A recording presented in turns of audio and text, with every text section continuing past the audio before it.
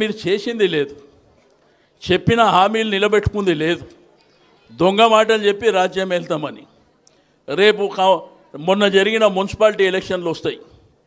Municipal ఎలక్షన్లు గతంలో జిల్లా పరిషత్ కానీ మండల పరిషత్ కానీ మున్సిపాలిటీలు కార్పొరేషన్లు మన 10 సంవత్సరాల ప్రభుత్వంలో 95% మనమే ఉన్నాం. అన్నిట్లా 32 జిల్లా పరిషత్ చైర్మన్లు మనమే, మున్సిపాలిటీ చైర్మన్లు మనమే, కార్పొరేషన్లు మనమే, 99 కార్పొరేటర్లు కూడా మనమే.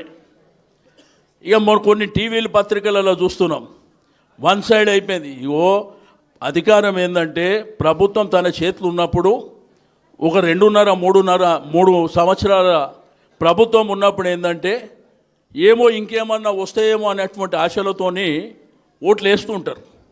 కానీ వాళ్ళు కాంగ్రెస్ ప్రభుత్వం 80% పైన గెలుస్తేనే గెలిచినట్టు, 55, 60, 70%తో గెలిస్తే అది ఓడిపోయినట్టే లెక్క అనేటువంటి విషయాన్ని నేను ఈ సందర్భంగా తెలియజేస్తూ ఉన్నాను.